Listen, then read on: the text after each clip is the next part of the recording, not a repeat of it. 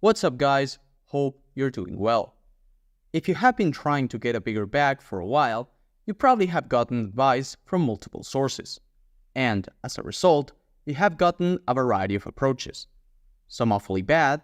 They also look cool, and I really respect pull-up strength. Wide grip pull-ups are going in A tier against an incline bench. Plus, being able to focus on one lat at a time is great for preventing asymmetries. So while I'm tempted to put them in A tier, I'm gonna be lenient and put them in S tier as well. So while I'm tempted to put them in A tier, I'm gonna be lenient and put them in S tier as well. That's S tier! That's S tier! Spin on the same movement. That is not S tier. That is unbelievable, dude. That is unbelievable. And some excellent. Right now, I'll be sharing an almost guaranteed way of getting big lats. It's a realistic, long-term strength standard that over the years, I haven't seen anyone fail in getting incredible results. What am I talking about? Acquiring a 300-pound total weighted pull-up for reps. Are going to target the lats in priority. And the next one is the king for it. You already know what I'm going to be talking about right now. It's going to be the pull-up. The pull-up is a no-brainer. It has to end up in UP tier. I do not want to hear anything about biomechanically it's not inclined with the fibers of the lats. I do not give a fuck. Best backs I've ever seen in my life are on people who train pull-ups. If you have a shitty back and people tell you to do something else than pull-ups because apparently pull-ups don't work, tell them to go fuck themselves and go do your pull-ups. It has made one of the biggest difference in my back aesthetics. Everyone should be doing pull-ups. Of course, I have my own biases as a calisthenics pro, but it stands that pull-ups are the GOAT of back developers. That's why he's the GOAT! The GOAT! And it makes the process that much simpler too. You build up to your first pull-up. Then you get your first 5 reps. Then 10. Then 15. And then you start adding weight. Right? Well, hear me out. What if you didn't have to? What if instead of progressing via weight, you used another strategy? One that I'd say is as simple and as effective, but way more convenient. What is this oh so esoteric, unbelievable, revolutionary strategy that will add 20 pounds of muscle to your lats and traps, pay your taxes, and get that one girl to text you back?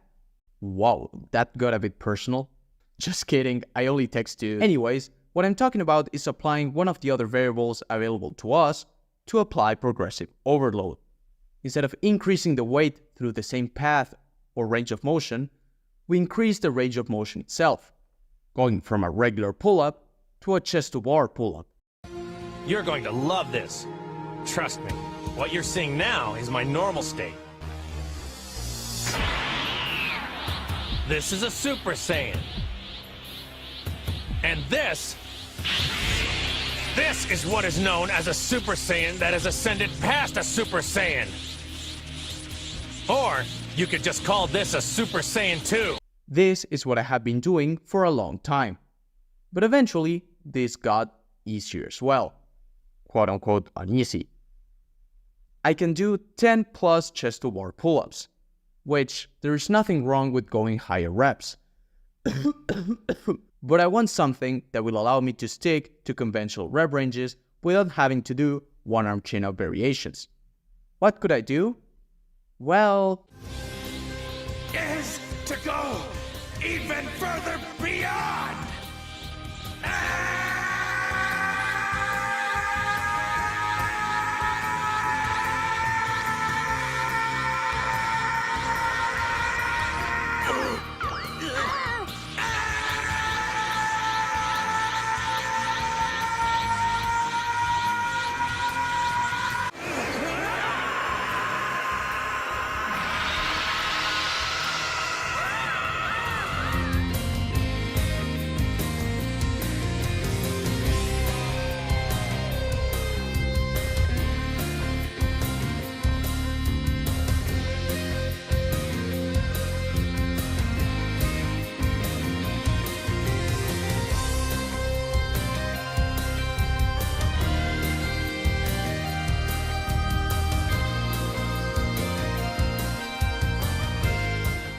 certain pull-ups are, in my honest opinion, the best back movement of all time.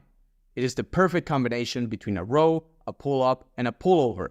Depending on the grip, wide grip being my favorite, you will feel your back stretching and contracting in such a way that there is some slight biasing, but still, everything gets smoked.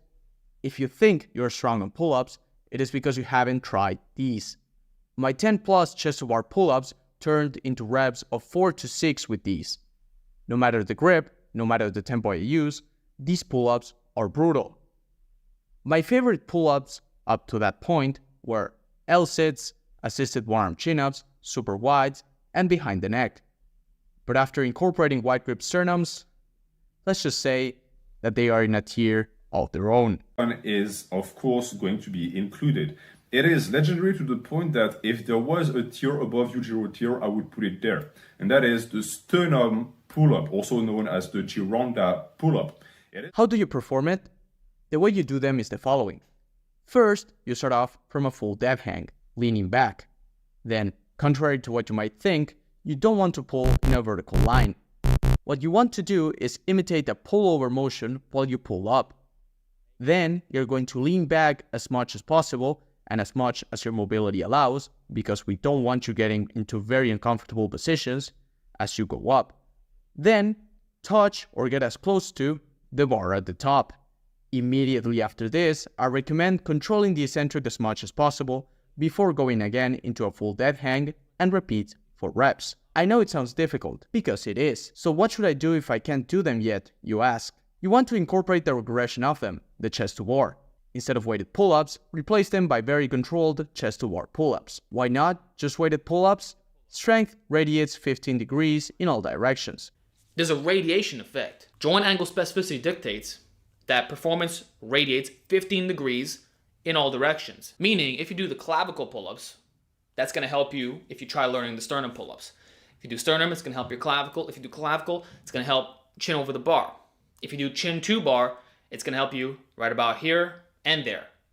Getting stronger on weighted pull-ups will have some carryover, of course, but by the principle of specificity, we are going to get better at high range of motion pull-ups faster by doing high range of motion pull-ups.